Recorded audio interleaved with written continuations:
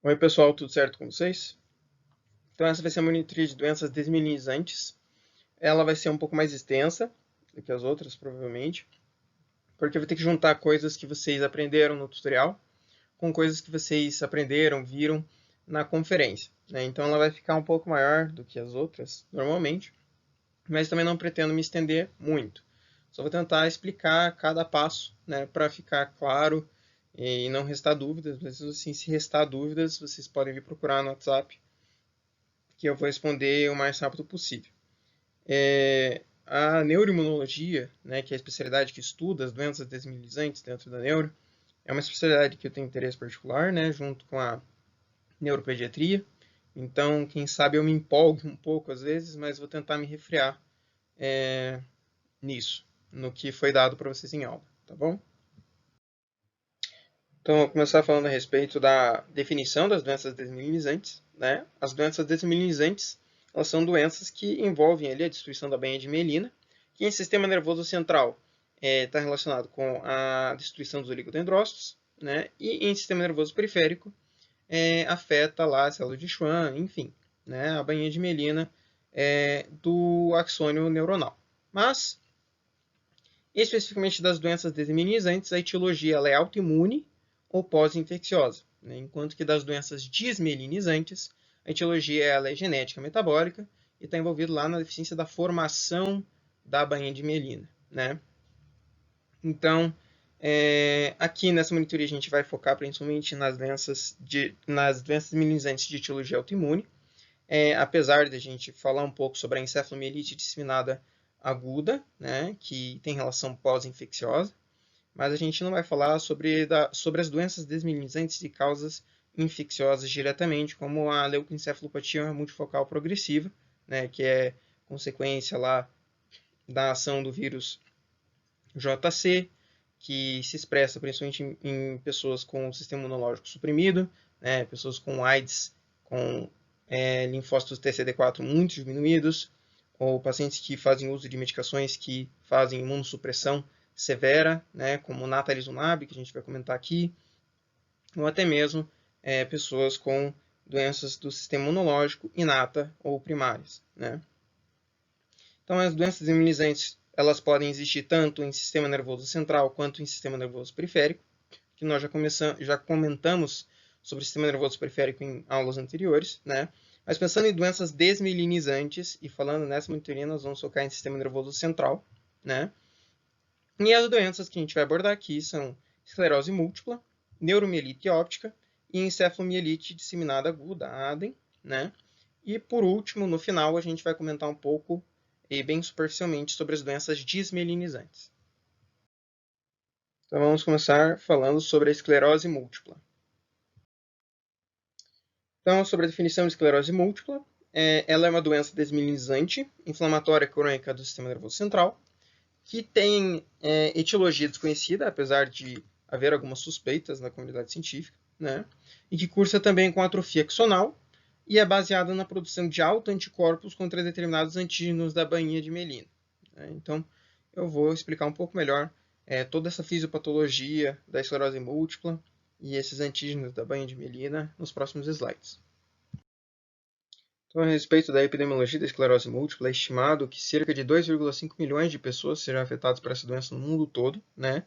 Ela é uma doença que é bem distribuída no mundo todo, mas ela tem uma incidência maior quanto mais equidistante o país for da linha do Equador, né? Ela é uma doença que ela tem uma correlação, a principal suspeita é que ela tem uma correlação com níveis baixos de vitamina D, né? Então, ela é uma doença que é classicamente encontrada em caucasianos. Ela é a doença neurológica de etiologia não traumática que mais afeta, mais incapacita jovens no mundo. E tipicamente essa doença ela tem uma faixa etária de início, né? Entre alguns livros falam entre 18 e 35 anos, outros falam entre 20 e 40 anos, né? Mas o que a gente precisa lembrar é que ela afeta jovens adultos, né? Muito raramente ela vai cometer crianças ou idosos aí acima de 60 anos. E as mulheres elas são mais afetadas do que os homens, né, em cerca aí de 2 vezes mais. Então, Para a gente entender a fisiopatologia da esclerose múltipla, que é muito microscópica, molecular até diria, né, a gente precisa falar um pouco sobre a histologia do sistema nervoso central. Então, o sistema nervoso central ele é composto basicamente por 4 tipos celulares, né, os neurônios, os astrócitos, oligodendrócitos e micróglia.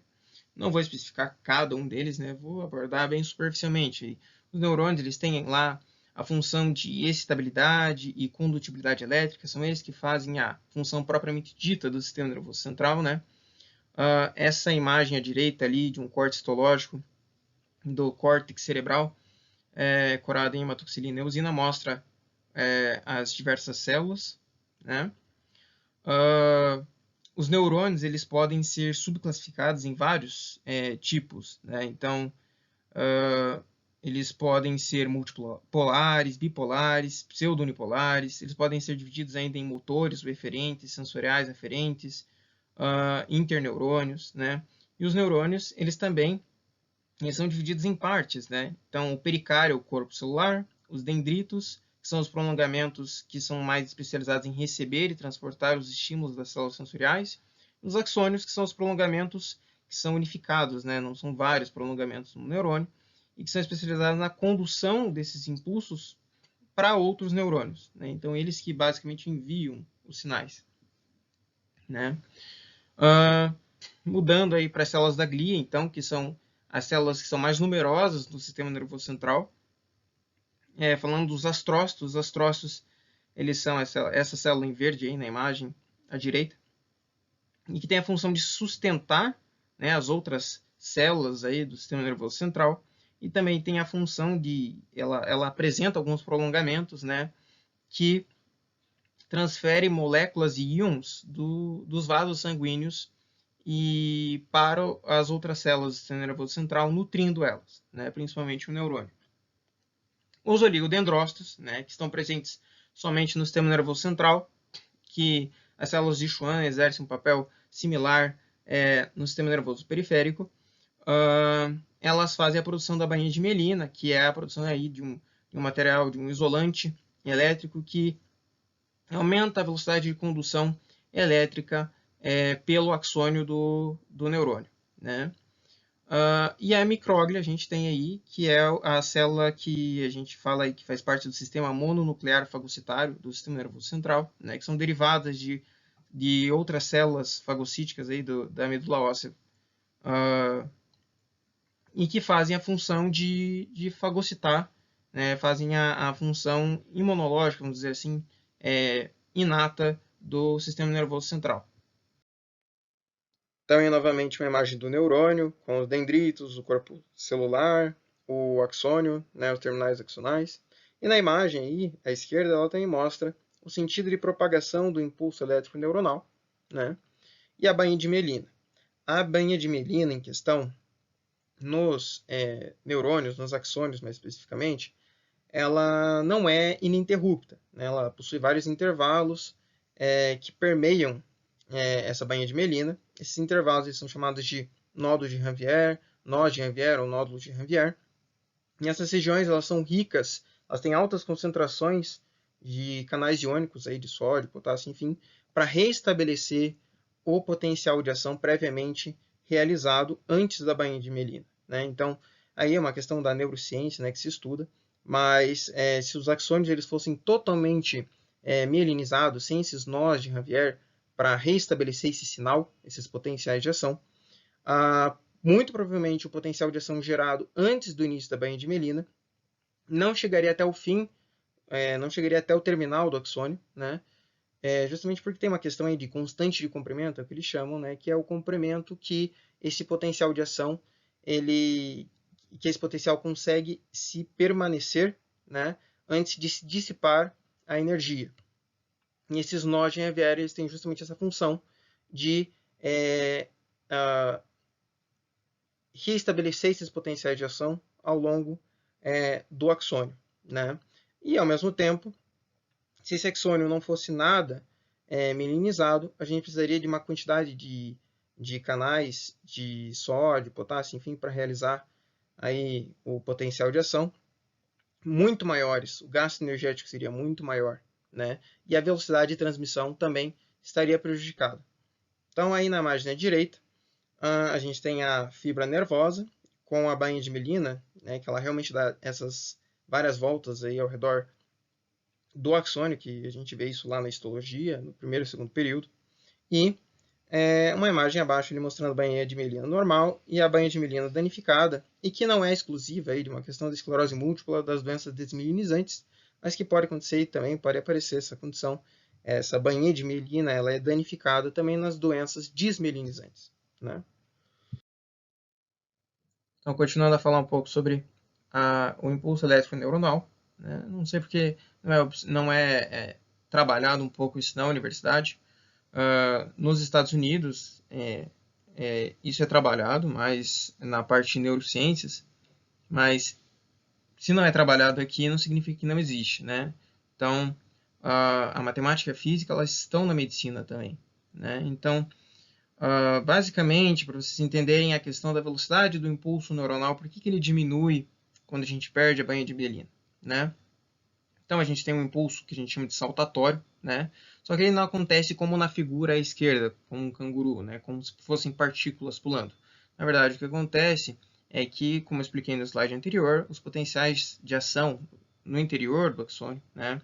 A passagem desses íons, ela acontece replicando esses potenciais de ação até os terminais axonais para passar para o próximo neurônio ou para uma placa motor, enfim, né? O que acontece é que a velocidade de transmissão do impulso neuronal ele depende basicamente de três variáveis, né? A resistência axial, a capacitância da membrana e a resistência da membrana, né?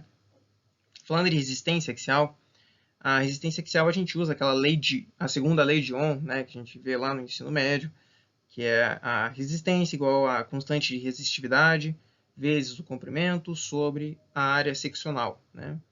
Então, se a gente aumentasse a área seccional, a gente diminui essa resistência axial e aumenta a velocidade desse impulso neuronal, né? A gente aumenta essa velocidade de transmissão, que é o que a natureza precisava fazer. Outra coisa que a gente pode fazer também para aumentar essa velocidade desse impulso neuronal é diminuir a capacitância da membrana, né? E aí, de novo, como está aí no slide, basicamente o que acontece é essa imagem de cima é uma membrana plasmática, né? Considerando um capacitor plano. Então, essa membrana plasmática, vamos supor aí que seja de um axônio, né? A gente faz um corte e avalia ela como se ela fosse um capacitor plano, né? A membrana plasmática ela é um capacitor, né? E se vocês forem lembrar do ensino médio, isolante, dielétrico, enfim, tem essa fórmula aí da capacitância igual a constante dielétrica vezes a área de superfície da membrana sobre a distância dielétrica, né? Então, se a gente quiser diminuir a capacitância da membrana, a gente tem que aumentar a distância do dielétrico, né? E como que a gente aumenta essa distância do dielétrico? Basicamente, a gente põe a bainha de mielina, né? Pondo a bainha de mielina, a gente aumenta essa distância desse capacitor, consegue armazenar mais cargas, enfim, e aumenta a velocidade do impulso elétrico, né? E a terceira variante aí, que é a resistência da membrana, também a bainha de mielina atua sobre isso, né? Porque a resistência da membrana ela depende da quantidade de canais iônicos que a membrana tem, né? E aonde tem a bainha de mielina, esses canais iônicos, se existem, não tem efetividade nenhuma, né? Porque a bainha de mielina ela é impermeabilizante. Então, eles não têm uma função, não tem um gasto energético ali, não tem uma passagem de íons, né? Então, a bainha de mielina ela atua tornando a membrana plasmática, basicamente, né, de uma forma bem superficial, mais espessa, né, aumentando essa distância do dielétrico e aumentando a velocidade de transmissão do impulso neuronal, e também aumenta a resistência da membrana, né, justamente por impedir, por bloquear, vamos dizer assim, esses canais iônicos ao longo da membrana plasmática dos axônios. Então, pessoal, chega de viajar nessa parte da física e quem tiver curiosidade pode me chamar no WhatsApp, que eu tiro dúvida sobre o que foi explicado anteriormente, mas isso aí não vai cair na prova de vocês, né? Agora, esse slide aqui, sobre a fisiopatologia imune, enfim, da doença, pode ser que caia, né? Então, que é a parte que é realmente importante para vocês. Então, aqui a gente tem Primeiramente, aí no primeiro tópico, esse fluxograma, antes de começar, esse fluxograma todo, ele foi feito baseado, né, no que a gente chama de encefalomielite autoimune experimental, né, que é basicamente uma esclerose múltipla induzida em camundongos, né, e a partir desses camundongos foram estudadas as relações imunes e foi proposto esse modelo para o desenvolvimento aí da fisiopatologia da esclerose múltipla no ser humano, né. Então, basicamente o que acontece é que um determinado indivíduo com predisposição genética, quando exposto a fatores ambientais, um vírus, uma bactéria, uma toxina ambiental ou, enfim, alguma coisa, gera ativação de linfócitos TCD4 periféricos pelas células apresentadoras de antígeno, né, que identificam esses antígenos, esses atores ambientais, que levam à proliferação de linfócitos T de subpopulação TH1 e TH17, com ativação subsequente de linfócitos B em monócitos, né?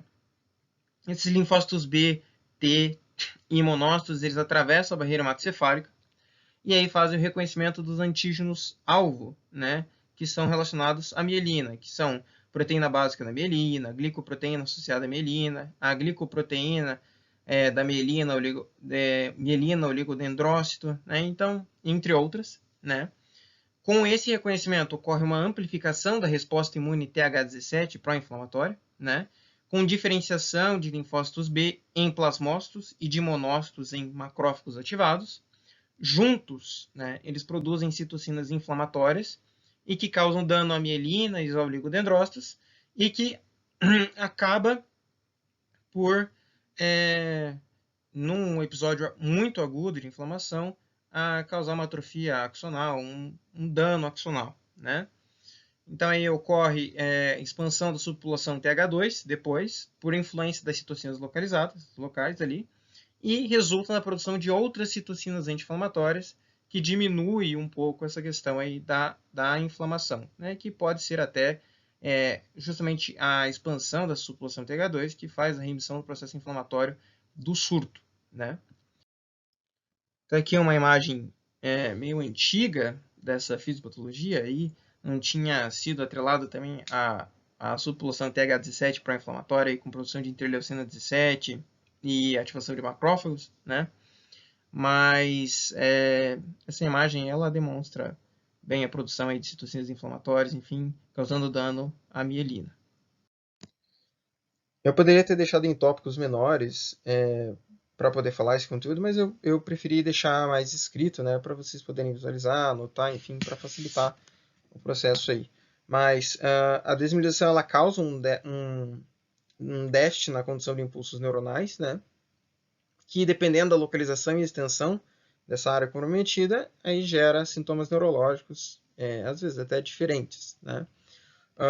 Sem os oligodendrócitos, para fazer o suporte trófico dos axônios, eles acabam, às vezes, por se degenerar, atrofiar, enfim, causando déficits neurológicos permanentes, né? A gente precisa lembrar também que ao redor da substância branca periventricular, a gente tem células progenitoras de oligodendrócitos, né? E que durante o ataque e destruição da mielina, ocorre a produção dessas células em maior quantidade para tentar remielinizar o sistema nervoso, né? E com o tempo, essas células, elas, não é que elas param de se reproduzir tanto, mas esse processo de remilinização, ele acaba se tornando ineficiente, vamos dizer assim, ineficaz ou insuficiente, enfim, ficando os danos permanentes, né?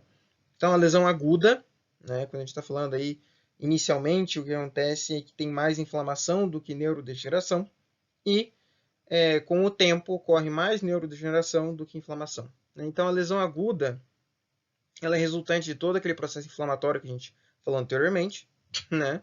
E que desaparece com a regressão dessa inflamação, reorganização dos canais iônicos lá ao longo dos axônios e a remielinização. A lesão crônica já ela é resultante de um processo inflamatório amenizado, né? Então teve alguns episódios de lesão aguda ou até mesmo uma lesão aguda e agora o processo inflamatório está amenizado, porém ele é persistente, né? Com incapacidade de reorganização dos canais iônicos, porque já teve uma lesão ali de neurônio, né? Então, tem uma incapacidade de reorganização desses canais iônicos, principalmente de sódio e cálcio, e impossibilidade de remilinização, porque é aquilo lá que a gente falou, que a reimunização lá por essas células progenitoras aí dos oligodendrócitos acaba sendo ineficaz ou insuficiente. Isso leva à substituição do tecido neuronal, né, por tecido cicatricial, fibroblasto, enfim, e que resulta em atrofia do sistema nervoso central. Tá? Então, sobre os fatores de risco de esclerose múltipla, a gente divide em genéticos e ambientais. Né? Os principais fatores de risco genéticos, a gente tem uma relação direta aí com o HLA-DRB 1501, né? Que o paciente, a pessoa, ela não precisa necessariamente apresentar esse HLA, né, para ter a doença, tanto que em 20, 30% das pessoas normais esse HLA-DRB 1501 está presente, né? Mas ele aumenta o risco em desenvolver esclerose múltipla em 2 a 4 vezes, né? Outros genes que foram relacionados com polimorfismos, enfim, que aumentam a chance de desenvolver esclerose múltipla, foram o gene do receptor alfa de interleucina 2 e o gene do receptor alfa de interleucina 7, tá? E tem a questão também que a ausência do HLA-DR2 ele protege da doença, né? Os fatores ambientais, então, bem superficialmente, né, que poderiam aumentar o risco de desenvolver esclerose múltipla são infecções virais. O Epstein-Barr vírus é um vírus que está sendo bem relacionado com essa doença. A deficiência de vitamina D, o cigarro e superantígenos, né? São condições ambientais que podem aumentar o risco de desenvolver esclerose múltipla, pelo menos na teoria, né? Então, sendo da fisiopatologia e dos fatores de risco da esclerose múltipla, quais são as manifestações clínicas que esses pacientes podem apresentar? Né? Então, algumas dessas manifestações estão descritas nessa tabela que eu coloquei no slide. A neurite óptica, diplopia, sinal de Lermite, eu vou explicar um pouco mais nos slides subsequentes, mas vamos começar a explicar um pouco aí desses sinais e sintomas. Então, o fenômeno de Uthoff, ele é um fenômeno que foi descrito de surgimento de novos sintomas ou piora dos sintomas que os pacientes com esclerose múltipla já têm, quando eles são submetidos a situações de elevações de temperatura corporal. Né? Então, não vai tomar um banho quente ou ele faz uma atividade física que aumenta a temperatura do corpo, isso pode gerar uma piora dos sinais, dos sintomas que ele já tem, ou pode ocasionar um surto, o aparecimento de sintomas novos. Né? A distonia paroxística, também chamada de espasmos tônicos paroxísticos, né? Um distúrbio no movimento bem comum nos pacientes com esclerose múltipla. Quando o paciente ele apresenta essas posturas distônicas, que costumam ser unilaterais, essas crises elas são dolorosas, elas podem se repetir várias vezes ao dia, né? E esses espasmos eles provavelmente são decorrentes de lesões desmielinizantes do trato córtico espinhal. O afeto pseudobulbar ele é caracterizado por episódios de riso ou choro incontroláveis que não estão relacionados com o estado emocional do paciente naquele momento. Então, isso causa bastante constrangimento para o paciente, às vezes. A fadiga é um sintoma bastante comum da esclerose múltipla também. As disfunções esfinterianas, intestinal, vesical, disfunção sexual também é muito comum no paciente com esclerose múltipla. A constipação intestinal também é uma questão que não está descrita aí, mas é uma manifestação comum na esclerose múltipla. O paciente ele não bebe, ele deixa de ingerir tanto líquido, né? Às vezes é efeito colateral das medicações que ele usa, ele fica muito parado na cama também, então ele pode apresentar constipação intestinal, que é comum no paciente com esclerose múltipla. Parestesia, dor neuropática, né? Diestesia, hipoestesia, são sintomas comuns e costumam ser iniciais no paciente com esclerose múltipla. A fraqueza e hipertonia espástica, ela está presente em 70% dos pacientes, né? E essa espasticidade, ela, na maioria das vezes, afeta as pernas. O paciente ele pode apresentar neuralgia do trigêmeo, né? Menos de 5% dos pacientes eles apresentam neuralgia do trigêmeo, mas podem apresentar. Os pacientes eles podem apresentar alteração de marcha também, tanto por comprometimento cerebelar, como, enfim, tremores de ação, né? Ele pode apresentar soluços incontroláveis ou vômitos, se bem que esses soluços incontroláveis ou vômitos a gente pensa geralmente em neuromielite óptica, né? Mas o paciente ele pode apresentar se ele tiver lesão em bulbo ou medula cervical alta. O paciente ele pode apresentar também depressão, que é, eu acho que o transtorno afetivo mais comum nesses pacientes. E uma boa parte desses pacientes eles apresentam disfunção cognitiva e que muitas vezes no início da doença ele não é detectada nem mesmo pelo mini-mental, né, em consultório pelo neurologista. Então tem que fazer às vezes testes mais específicos para detectar essa disfunção cognitiva, mas mais tardiamente essa disfunção cognitiva ela vai aparecer mais, né? Então, vou falar um pouco sobre a neurite óptica desmielinizante, né? Ela é a manifestação inicial em cerca de 15 a 20% dos casos, mas é uma das principais manifestações clínicas da esclerose múltipla, né? Ela se apresenta de forma aguda ou subaguda, ela tem um desenvolvimento aí de até 2 semanas, né? Ela é unilateral, ela geralmente é unilateral, né? E ela é precedida ou acompanhada de dor orbital, com pior associado aos movimentos oculares, né? Geralmente a neurite óptica da esclerose múltipla ela é menos intensa do que a neurite óptica da neuromielite óptica, causando menor diminuição da acuidade visual. Ela causa uma diminuição da acuidade visual, mas não raramente causa perda total da visão, né? E tem também o retorno das funções após o primeiro episódio. Então, tem uma melhora da acuidade visual depois de algumas semanas, né? Se você for ver lá na escala de Snellen, né? Você consegue ver no teste Snellen uma melhora da acuidade visual desse paciente depois do primeiro episódio de neurite óptica, se comparado anteriormente. Então, as alterações visuais, como eu falei, a diminuição da acuidade visual, um escotoma central, ou defeito na visão central, uma discromatopsia, né? Então, o paciente ele apresenta uma dificuldade, às vezes, de diferenciar algumas cores, né? Papiledema, então, cerca de 1/3 dos pacientes a gente vai conseguir identificar edema de disco óptico, quando tem acometimento anterior do nervo óptico, né? E o defeito pupilar aferente relativo, que eu vou falar no próximo slide. Então, falando sobre o defeito pupilar aferente, né? Defeito pupilar porque é um déficit do reflexo fotomotor direto e consensual, né? Aferente porque está relacionado com as vias aferentes visuais e não as vias eferentes, o oculomotor, né? Então, é uma causa aí de nervo óptico. E ele pode se apresentar de forma absoluta ou relativa, né? O defeito pupilar aferente absoluto, né? O olho, a pupila doente, ela não reage com a aproximação da luz, mas se age com estímulo para a visão de perto. No relativo, o olho ele tem alguma visão, né? Ele não é totalmente cego, que nem no absoluto, e a pupila ela reage pouco à aproximação da luz, tá? Existe outra alteração de visão também na esclerose múltipla, que não tem relação com o defeito pupilar aferente relativo, que é a pupila de Argyll-Robertson, que eu não vou especificar aqui, porque ela não acontece com tanta frequência quanto a pupila de Marcus-Gunn, né? Mas ela pode aparecer, e aí tem relação com lesão no núcleo de Ehringer-Westphal, que classicamente foi verificada em neurosífilis, mas pode ser identificada hoje em dia na esclerose múltipla, tá? Se alguém tiver dúvidas sobre isso, pode me chamar no WhatsApp que eu respondo. Então, para não me delongar muito, né? Então, a via normal da luz da visão é a seguinte: chega a luz ali no olho direito, na imagem, né? Vem, atinge a retina do olho direito, passa pelo nervo óptico direito, faz o cruzamento no quiasma óptico, vai até o núcleo pré-tectal esquerdo do mesencéfalo.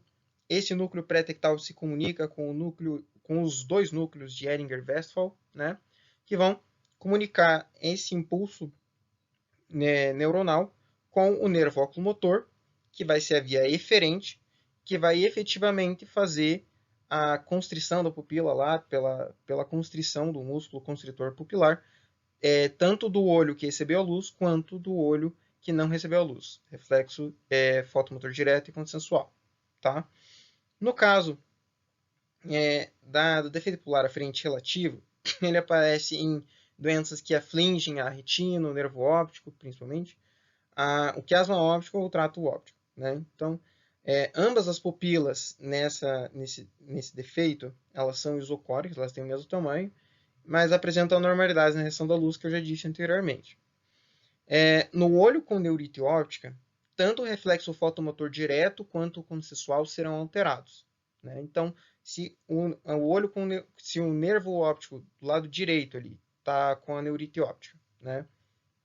não vai levar esse impulso até o núcleo pré-tectal esquerdo, não vai fazer ativação nem do núcleo de Ehringer-Westphal esquerdo e nem do direito, e não vai ter nem reflexo fotomotor direto e nem consensual, né? Caso a gente faça a avaliação da luz no olho esquerdo, que não tem neurite óptica, né, no nervo óptico esquerdo, o que acontece é que esse impulso vai lá para o núcleo pré-tectal direito, vai fazer ativação dos dois núcleos de Ehringer-Westphal, e aí a gente vai ter tanto reflexo fotomotor direto e consensual, tá? Porque a lesão não é no nervo oculomotor, e sim no nervo óptico. Então, a gente vai falar agora sobre a diplopia, né? Uma das alterações que a gente avalia, que a gente consegue verificar no paciente com esclerose múltipla, é a oftalmoplegia internuclear, né? Mas antes de discutir a oftalmoplegia internuclear em si, a gente tem que ver, relembrar alguns conceitos, na verdade, da neuroanatomia, né? Então, a inervação dos músculos do olho, né? Então, o oblíquo superior é inervado pelo nervo troclear, o quarto par, o músculo reto lateral de ambos os olhos, obviamente, inervado pelo sexto par, o nervo abducente, e todos os outros músculos da movimentação ocular são inervados pelo nervo oculomotor, tá? Então, nesse caso aqui, como a gente está falando de a oftalmoplegia internuclear, ela trabalha com análise, né? Na verdade, a diplopia, a gente trabalha com análise do olhar conjugado horizontal, a gente vai trabalhar, vai falar mais do músculo reto lateral e reto medial, né? Então, no exemplo da imagem direita ali, a gente pode ver que os olhos eles estão olhando para a direita, tem o olho esquerdo e o olho direito, né? O músculo reto medial é inervado pelo nervo oculomotor, então para olhar direito, à direita, o nervo oculomotor ele inerva ali, né? E ele se comunica com o fascículo longitudinal medial, né? E esse fascículo longitudinal medial ele vai se comunicar com a formação reticular pontina paramediana direita, né? E ali, essa formação reticular pontina paramediana direita vai se comunicar com o núcleo do nervo abducente direito, com o nervo abducente direito, e vai fazer, então, a inervação, vai fazer lá a contração do músculo reto lateral direito para os dois olhos olharem à direita, certo? Ok.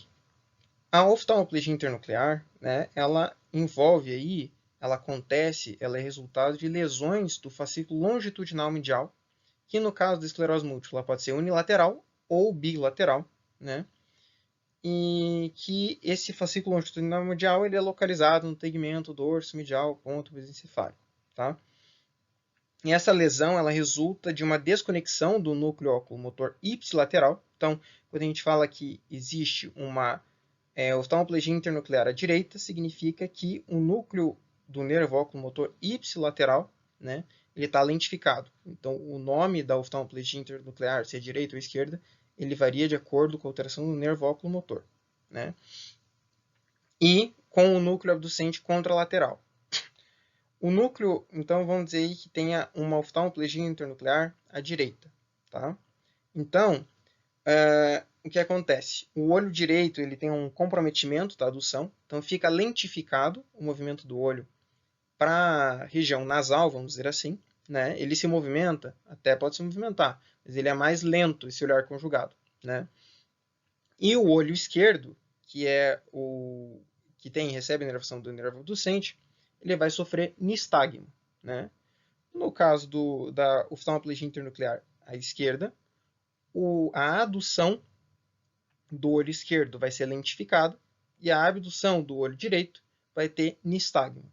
Eu vou deixar um vídeo na descrição para vocês verem, que é bem interessante e para elucidar um pouco mais essa questão, caso tenham dúvidas. Mas se mesmo assim restar dúvidas, podem me chamar no WhatsApp que eu esclareço, tá bom?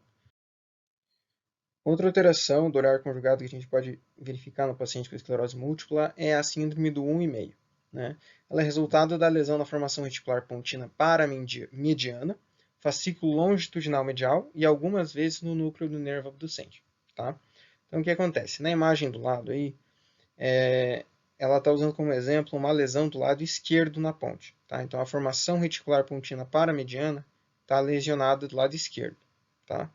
Então, no caso ali da imagem da esquerda, quando você pedir para o paciente olhar para a direita, né, o nervo abducente ele vai conseguir fazer o papel dele, né? Vai ter uma ativação do núcleo do nervo abducente, vai fazer a inervação lá do músculo reto lateral do olho direito, vai fazer a contração do músculo reto lateral e vai olhar para o lado direito, vai fazer a abdução do olho direito, né?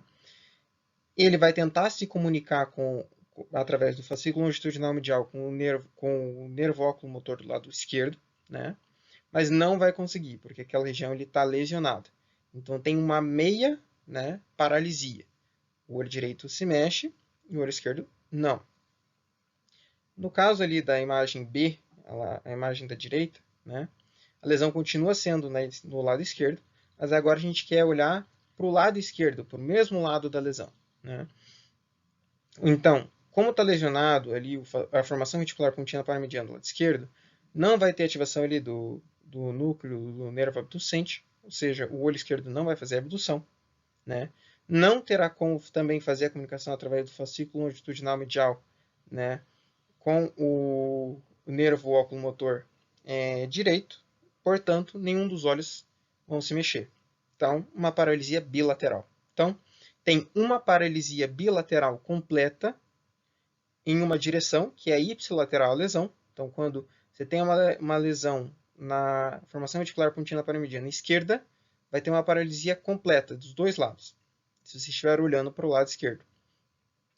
E vai ter meia paralisia unilateral do olhar, se você for olhar para o lado direito, na direção oposta da lesão. Entendeu? Se ficou confuso, pode me perguntar no WhatsApp que eu também respondo sem problemas, tá bom? Então, a respeito do sinal de Lhermitte agora, que na verdade o sinal de Lhermitte é um sintoma, né?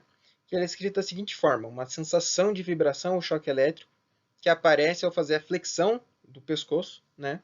E essa sensação de vibração ou choque elétrico, ela irradia desde a região dorsal do pescoço até a região lombar baixa, podendo se estender até os membros inferiores e raramente se estende para os membros superiores, mas é possível, né?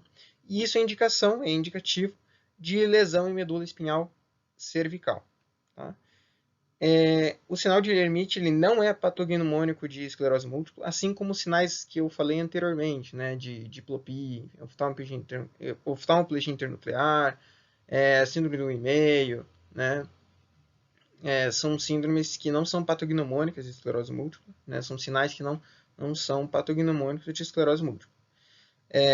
No caso do sinal de Lhermitte, ele pode estar presente na neuromielite óptica, na ADEM e mielite transversa aguda idiopática, infecciosa, tumor, né? Então, causa por tumor, então, é basicamente isso que vocês precisam saber do sinal de Lhermitte.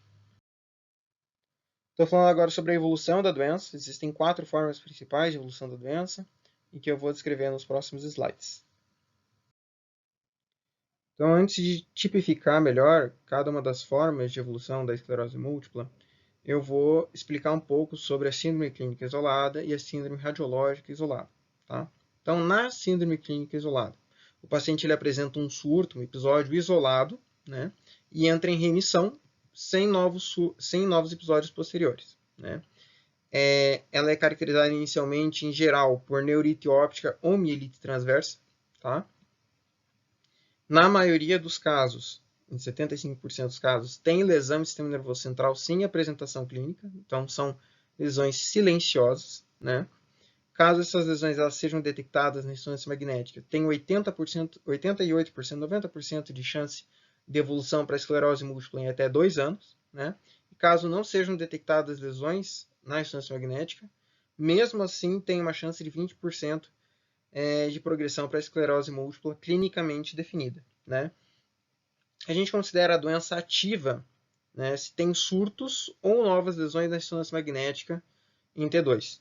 A gente considera uma doença que não está ativa quando não tem surtos e nem lesões. A gente considera uma doença progressiva quando tem um acúmulo progressivo de incapacidade desde o início. Né? Então, a pessoa tem vários episódios e esses sintomas eles não vão remitindo, eles não vão retornando à normalidade, né? Eles não vão desaparecendo ou melhorando, eles vão se acumulando, né? Então, é basicamente isso a síndrome clínica isolada. Já os critérios de síndrome radiológica isolada. Né? Então, eles são definidos aí por nenhuma história de sintomas clínicos remitentes compatíveis com disfunção neurológica, as anormalidades da ressonância magnética elas não estão relacionadas a substâncias tóxicas ou doenças clínicas, não explicam os déficits detectados clinicamente e não são mais bem explicados por qualquer outra doença, né? E as anormalidades da substância branca cerebral elas se apresentam da seguinte forma: elas são incompatíveis com o padrão vascular, os focos eles são homogêneos, ovoides e bem circunscritos, com ou sem acometimento de corpo caloso, né? E as áreas de hiperdensidade em T2, elas têm mais de 3 milímetros quadrados e elas têm que preencher 3 dos 4 critérios de Barkov para progressão temporal. Esses critérios estão descritos no slide, basta vocês pausarem o vídeo para dar uma olhada, mas acredito que isso não vai cair na prova de vocês. Então, começando pela primeira forma de evolução da doença, esclerose múltipla remitente e recorrente, né? Ela é a forma de evolução mais comum da doença, né? A apresentação clínica inicial da doença em 85 a 90% dos casos, né? O paciente ele apresenta um episódio de exacerbação, né? Um surto, e aí seguido de recuperação parcial ou completa. Na maioria das vezes é uma recuperação completa, né? Aí ele tem um período assintomático, né? A doença ela pode ficar em remissão aí por meses ou até anos, aí ela tem um novo surto, que pode ter uma recuperação parcial ou completa e assim por diante, né? Às vezes, quando não tem a recuperação completa, a pessoa tem a recuperação parcial, ela vai acumulando, né, esses déficits neuronais. Essa doença ela tem geralmente uma boa resposta às medicações, né? E sem tratamento em uma média de 10 anos, mais ou menos, a maioria desses pacientes com esclerose múltipla remitente recorrente evolui para esclerose múltipla progressiva secundária, tá? Então, a segunda forma de evolução da esclerose múltipla é a esclerose múltipla primária e progressiva, ou progressiva lenta e primária, progressiva primária, enfim. Né? Corresponde a 10 a 15% dos casos, aparecem os sintomas neurológicos, e aí só tem uma piora progressiva, né? Não ocorre remissão, ou seja, essa pessoa não tem, ou raramente tem, períodos assintomáticos, né? Ela tem o surto e aí ela só evolui acumulando déficits neurológicos. A apresentação dela é insidiosa, ou seja, tem uma evolução lenta, e um dos sintomas mais comuns desse padrão clínico é a paraparesia de membros inferiores, né? E essa forma de evolução da doença, ela costuma ser irresponsiva às medicações ou tem uma resposta que não é tão boa quanto na esclerose múltipla remitente e recorrente. O diagnóstico de esclerose múltipla primária e progressiva, ele é diferente da forma mais comum, que é remitente e recorrente, e o paciente ele tem que apresentar, então, como critérios, 1 ano de progressão da doença e 2 dos 3 próximos critérios aí. Então, ele tem que apresentar evidência de disseminação no espaço, baseado na presença de uma ou mais lesões em T2, em pelo menos uma área característica da esclerose múltipla, evidência de disseminação no espaço na medula espinhal, baseada na presença de 2 ou mais lesões medulares em T2, e ou presença de bandas oligoclonais e ou índice de IgG elevado. Tá? O terceiro padrão de evolução é a esclerose múltipla progressiva recidivante. Esse é um padrão que é mais raro da esclerose múltipla, né? Ele é o mais raro de todos. E a doença ela apresenta um padrão progressivo, com um surto, e não tem remissão, né? Com surtos. Né? Então, é uma forma bem rara de esclerose múltipla, essa aí. Então, a última forma de evolução da doença, da esclerose múltipla progressiva secundária, né? Ela se apresenta inicialmente, como eu disse anteriormente, como a esclerose múltipla remitente recorrente, e aí depois ela tem uma posterior progressão com ou sem surtos, né? Essa progressão ela tem que durar um período de 6 meses aí. E isso aí acontece geralmente quando o paciente está há mais de 10 anos, 20 anos aí com a doença, com a esclerose múltipla remitente recorrente, e aí, de repente, ela começa a apresentar um padrão progressivo, né? Essa forma de evolução ela apresenta uma boa resposta aos medicamentos. Então, sobre o diagnóstico de esclerose múltipla, né? A gente utiliza os critérios de McDonald. Esse que está no slide é o critério de McDonald de 2010, né? Já tem um atualizado de 2017. Acredito que a professora Eliane tenha passado de 2010 ainda, para vocês. Mas, de qualquer forma, eu não acredito que vocês tenham que decorar, né, esses critérios diagnósticos. Basta vocês saberem mais ou menos o que é. Eu não vou ficar lendo cada um deles, né, porque acho que seria perda de tempo de vocês, mas qualquer dúvida que vocês tiverem sobre a interpretação desses critérios diagnósticos, que eles são extensos mesmo, eu posso dar uma mão para vocês, tá bom? O que acho que talvez eu possa ajudar mais vocês nessa parte de critérios diagnósticos é aí a questão dos critérios de progressão espacial ou ressonância magnética e os critérios de progressão temporal ou ressonância magnética, né? Então, os critérios de progressão espacial, eles vão avaliar aonde estão aparecendo essas lesões na ressonância magnética, visualizadas na ressonância magnética, né? Os critérios de progressão temporal, a progressão temporal, ela vai avaliar um paciente em exames subsequentes, né? Como que está a questão, como que está a questão sintomática desse paciente e se essas imagens elas estão aparecendo em lugares diferentes com o avançar do tempo, né? Se essas lesões elas estão crescendo ou coisa parecida, né? Então, os critérios de progressão espacial à ressonância magnética.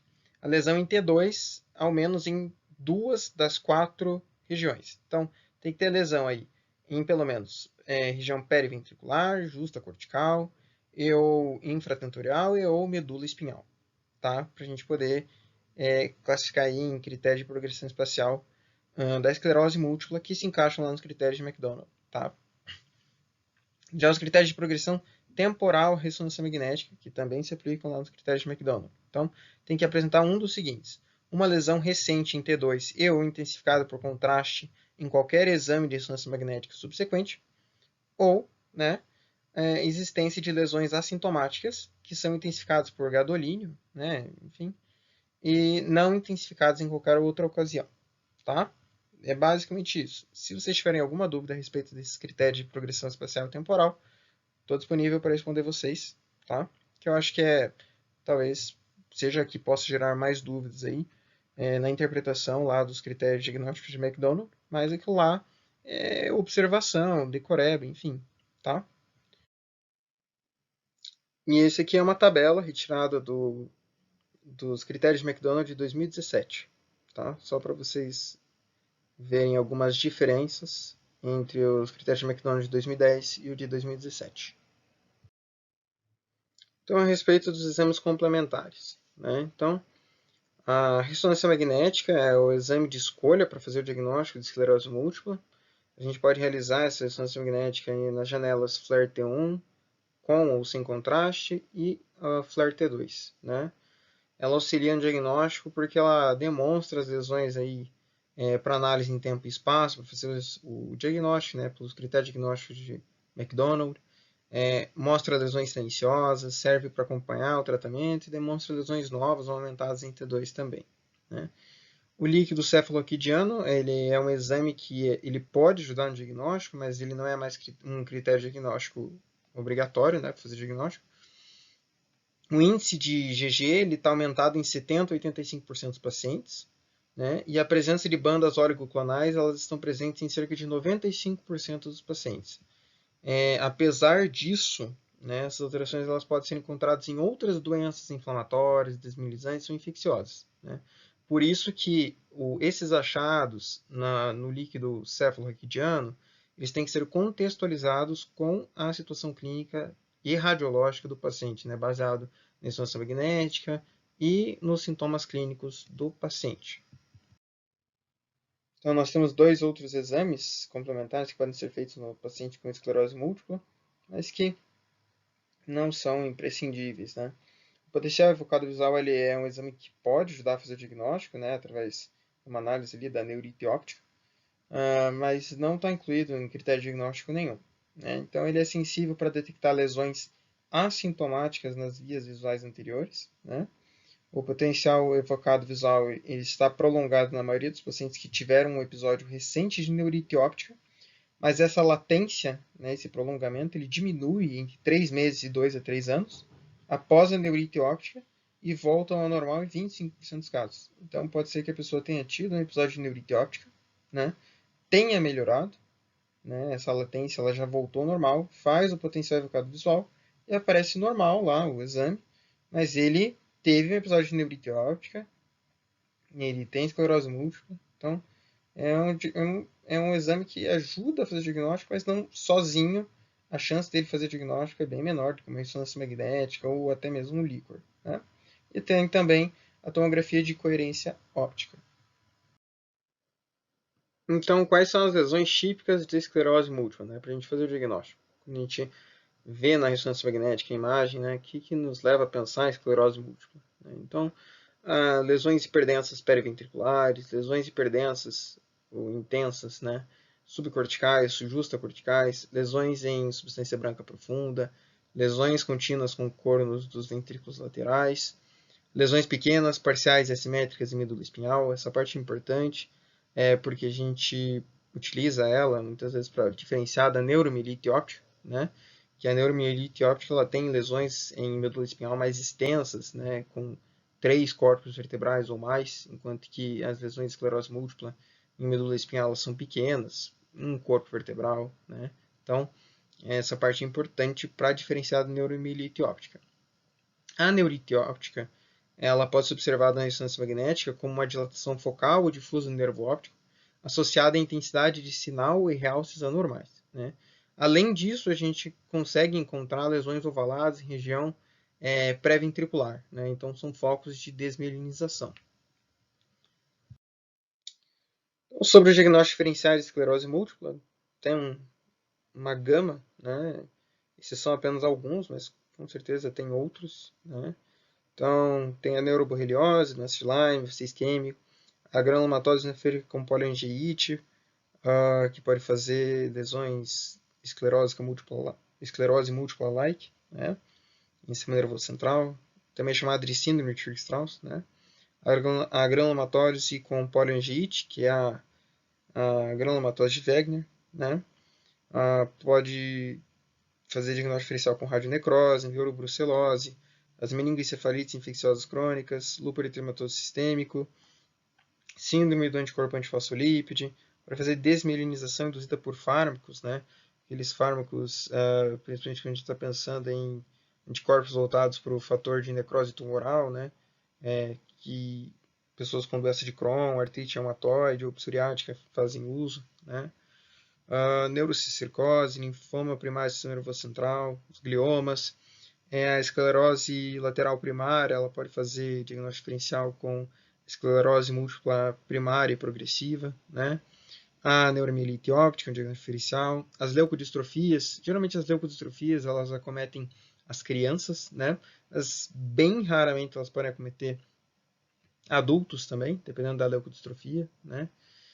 Doença de Leber, a síndrome de Susak, né? Essa síndrome ela é o que a gente chama de endotéliopatia microangiopática autoimune, né?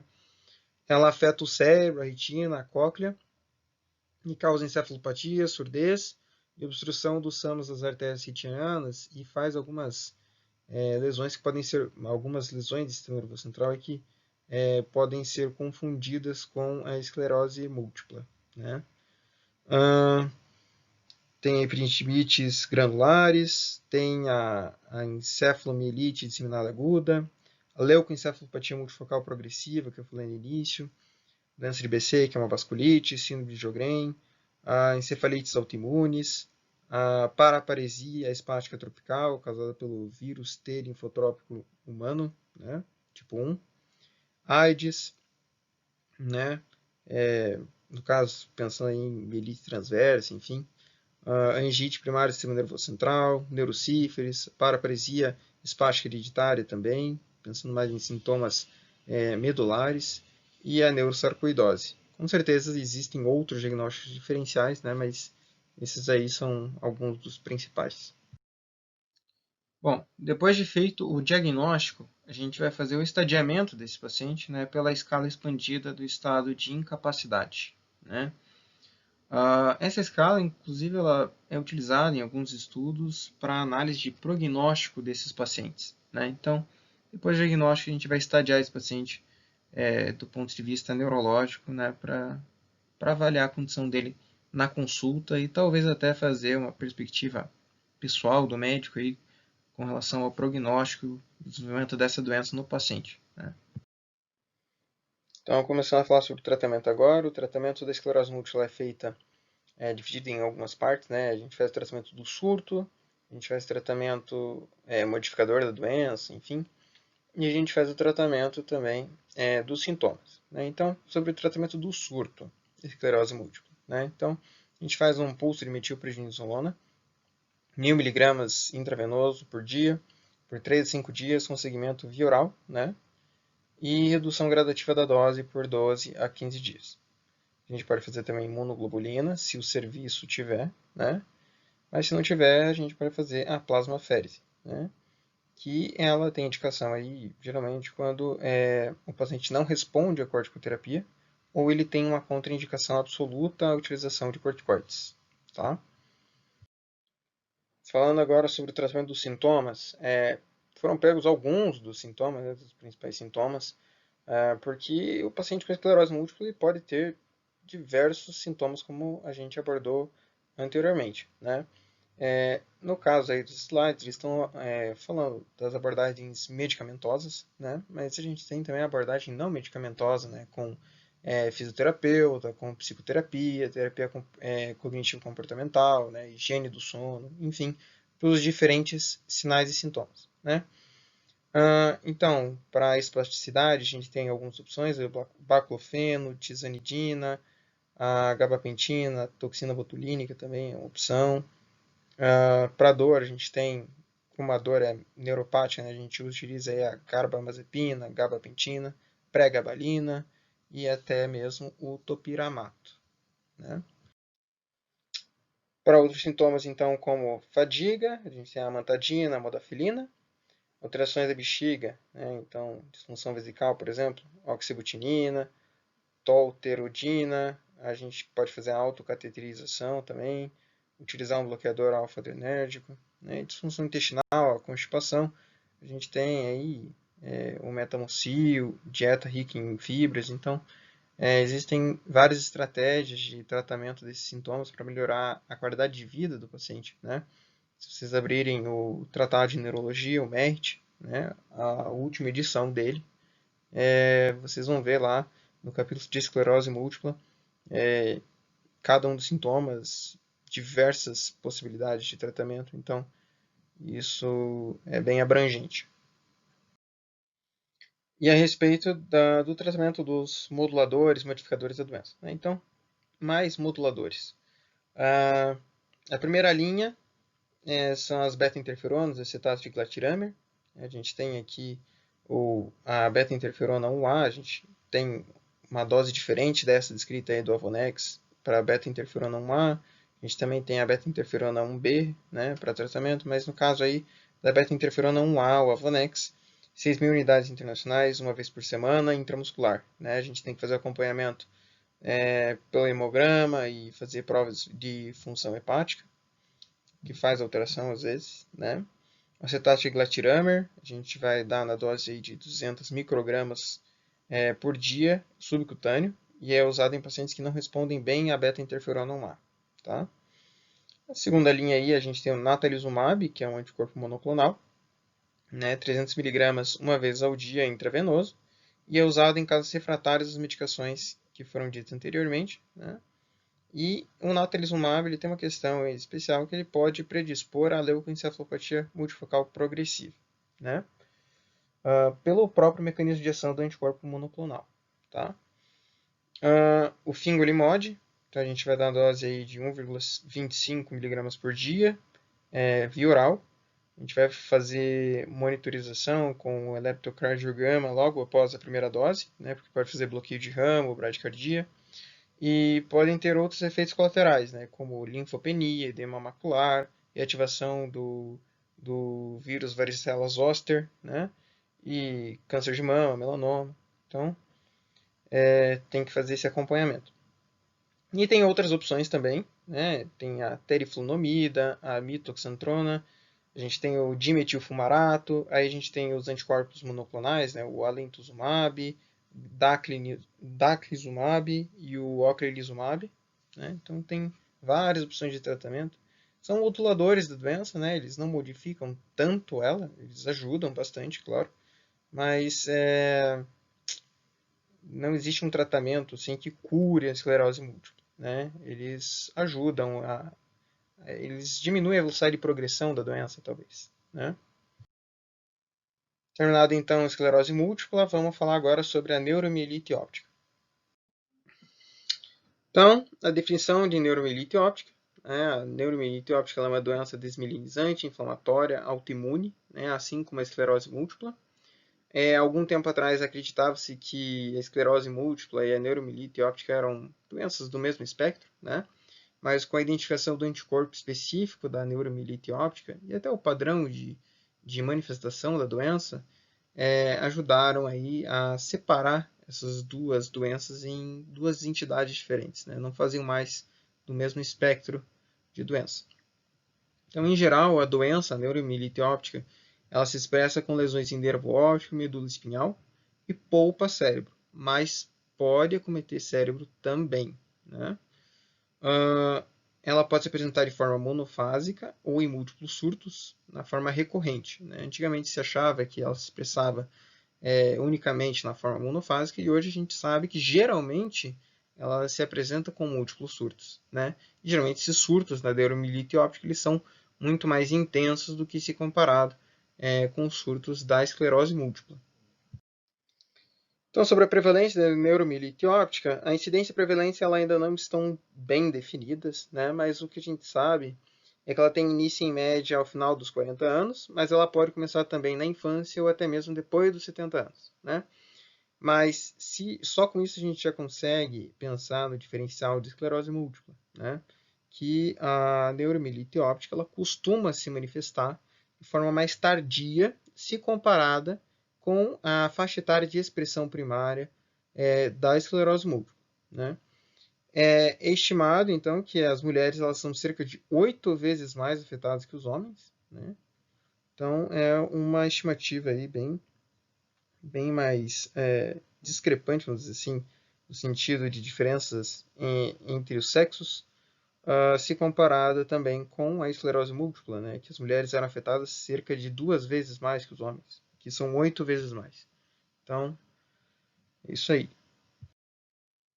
Então, de forma mais superficial, a fisiopatologia da neuromielite óptica. Então, a doença ela se baseia na produção de imunoglobulina G contra o principal canal de água do sistema nervoso central, que é a aquaporina 4. A aquaporina 4 ela é expressa em níveis altos dentro dos nervos ópticos, do hipotálamo, do tronco encefálico, de regiões periventriculares e substância cinzenta da medula espinhal. As alterações crônicas da doença, elas são gliose, degeneração cística, formação de cavidades e atrofia em medula espinhal, nervo óptico e quiasma óptico. Então, o paciente com neuromielite óptica ele vai ter algumas manifestações clínicas mais típicas, no geral, cerca de 90% dos pacientes vai ter acometimento só de nervo óptico e de medula espinhal, Mas de 10 a 15% dos pacientes vão ter comprometimento de outras estruturas do sistema nervoso central que não nervo óptico e medula espinhal. Então, basicamente ele vai apresentar neurite óptica, com o déficit popular aferente relativo, vai apresentar mielite transversa, que são os dois principais que são mais comuns vistos na doença. Quando tem um acometimento, por exemplo, de área postrema, o paciente vai apresentar ali vômitos, soluços incontroláveis, Ele pode apresentar narcolepsia em outras regiões, ele pode apresentar também fraqueza ou parestesia facial, diplopia, vertigem, neuralgia do trigêmeo, tremor, ataxia, surdez, hemiparesia, encefalopatia. Mas esses 5 que estão grifados, primeiro, neurite óptica, mielite transversa, vômitos, soluços incontroláveis e narcolepsia, são os principais sintomas, manifestações clínicas que vocês têm que guardar. Então, vômitos e soluços incontroláveis, eles são o que a gente chama de síndrome da área postrema. Então, tem um comprometimento além de medula espinhal e nervo óptico. Então, nesse caso aí. A questão da neurite óptica. O que tem de diferente da neurite óptica da esclerose múltipla, né? A neurite óptica aqui ela é mais aguda, ela é mais súbita, abrupta, né? E ela é completa desde o início. Então, a perda de visão ela é muito maior desde o início, né? E ela pode se apresentar de forma bilateral, diferentemente da neurite óptica da esclerose múltipla, que a grande maioria das vezes ela se expressa de forma unilateral, né? Ela pode ter ou não dor referente à movimentação ocular, né? A questão da mielite transversa aqui é que ela faz uma lesão, né? Faz uma lesão medular alta, né? Cervical. Ela pode fazer uma lesão cervical alta, né? Se acontecer uma lesão cervical alta, tem risco de fazer insuficiência respiratória, por exemplo, né? Mas a grande maioria das vezes o que acontece aí é que o que pode acontecer é paraparesia abaixo do nível da lesão, perda de controle esfincteriano, né? E essa lesão, essa mielite transversa, ela é completa, bilateral, simétrica e de instalação rápida também, como a neurite óptica, tá? E o paciente também vai apresentar, pode apresentar aí, com uma maior frequência, a narcolepsia, né? Em cerca de 10% dos casos, os pacientes vão apresentar neurite óptica e mielite transversa simultaneamente, já no primeiro episódio, né? E esses episódios graves de mielite e neurite óptica, sem envolvimento em outras partes do sistema nervoso central, esses pacientes eles geralmente têm uma história clínica de infecções recentes, né? E esses episódios eles podem acontecer concomitantemente, às vezes, nos pacientes que têm outras doenças, como síndrome de Sjögren, doença de Sjögren, e doenças tiroidianas, lúpus eritematoso sistêmico, né? Então, lembrar disso aí, que algumas manifestações da neuromielite óptica, como neurite óptica e mielite transversa, quando muito abruptas, muito fortes, né, súbitas, elas podem estar associadas a infecções recentes ou a doenças de base, já como Sjögren, doenças tiroidianas e lúpus eritematoso sistêmico. Então, além da análise das características clínicas, das manifestações clínicas do paciente, nós temos alguns critérios diagnósticos de neuromielite óptica, né, que são mais simples de guardar do que os de esclerose múltipla, né? Então, os critérios essenciais para a gente diagnosticar neuromielite óptica, né, é ter neurite óptica e ou mielite aguda, né, mielite transversa aguda, tá? E tem que ter no mínimo 2 dos critérios confirmatórios, né? Primeiro é a ressonância magnética com lesão medular, que se estende por 3 ou mais segmentos vertebrais adjacentes em T2, né? Uma lesão bem extensa. Ressonância magnética cerebral inicial com menos que 4 lesões de substância branca ou 3 lesões, se uma for periventricular, né? E a sorologia positiva para um anticorpo específico da doença, que é a imunoglobulina GNMO, tá? Basicamente são esses os critérios diagnósticos de neuromielite óptica. Então, sobre o tratamento na neuromielite óptica, a gente divide ele em dois, né? Exacerbações, crises e crônico. Então, o tratamento das exacerbações ou crises. A gente vai fazer metilprednisolona 1 grama por dia intravenoso por 3 a 5 dias com segmento via oral. A plasmaférese está indicada em casos de exacerbações graves que não respondem a corticosteroides IV, tá? Intravenosos.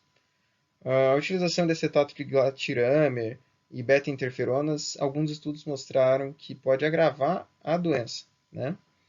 E o tratamento crônico, vamos dizer assim, com o anticorpo monoclonal, é o anticorpo monoclonal inibidor do sistema complemento, específico para tratar a neuromielite óptica, é o eculizumab, tá? E para finalizar, esclerose múltipla e neuromielite óptica, essa é uma tabela que faz uma comparação de semelhanças e diferenças entre as duas doenças, né? Então, o sexo que predominantemente é afetado é o sexo feminino nas duas doenças. A idade na esclerose múltipla, as pessoas são jovens adultos, né? Enquanto que a neuromielite óptica é ali na faixa dos 40 já. A duração da esclerose múltipla tem maior no tempo, enquanto que a neuromielite óptica é menor no tempo, né? A duração das crises, né? O surto da esclerose múltipla ele é menos intenso, da neuromielite óptica ele é mais intenso. A banda oligoclonal ela é encontrada mais frequentemente na esclerose múltipla do que na neuromielite óptica, mas também pode ser encontrada. A imunoglobulina G elevada ela é mais presente na esclerose múltipla do que na neuromielite óptica, né? A frequência da esclerose múltipla é maior, né? Cerca de 4 vezes mais aí, que a da neuromielite óptica. Os mecanismos, então, predomina na esclerose múltipla o mecanismo humoral, né, de produção de citocinas, anticorpos, enfim. E a questão de neuromielite óptica predomina o mecanismo imunocelular. Né? Então, já a questão do antígeno, a esclerose múltipla na verdade, ela tem vários antígenos-alvo, né, banda de mielina. Na verdade, são vários antígenos-alvo voltados para a mielina, enquanto que da neuromielite óptica é um antígeno mais específico, que é o antígeno da aquaporina 4. E sobre a neurite óptica, a diferença aí é que na esclerose múltipla tem 1 a 2 semanas para se instalar, né? Enquanto que na neuromielite óptica tem uma instalação mais aguda, de um dia para o outro. Né? Na esclerose múltipla tem uma perda de visão mais branda, vamos dizer assim, e na neuromielite óptica tem uma perda de visão mais grave, mais intensa. Né? Basicamente, são essas as diferenças entre as duas doenças. Terminadas essas duas doenças, a gente vai falar agora sobre a encefalomielite disseminada aguda, bem rapidamente. Então, a encefalomielite disseminada aguda é uma doença de início abrupto, quase sempre monofásica, inflamatória e desmielinizante do sistema nervoso central, com envolvimento multifocal, né, comprometendo principalmente a substância cinzenta profunda, núcleos da base ou córtex cerebral. Tá? 75% dos casos têm relação pós-infecciosa ou pós-vacinal. Os demais casos eles têm apresentação espontânea. Né? As lesões medulares, visualizadas na ressonância magnética e realçadas com contraste, né, o gadolínio, geralmente apresentam uma extensão maior que 2 corpos vertebrais. Tá? Então, os critérios diagnósticos da ADEM. Então, tem que ter pelo menos um desses 7. Então, alteração do nível de consciência, crise epiléptica, distúrbio de cognição, hipersonia, hemiplegia, tetraplegia, afasia, ataxia, neurite óptica bilateral. Tá?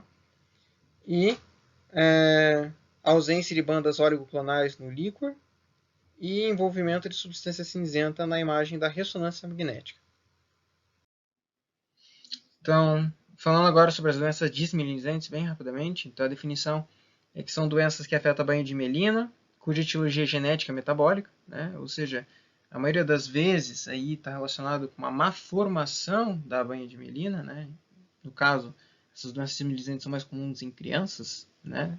Partindo desse ponto de vista, que é ao contrário das doenças desmielinizantes, né?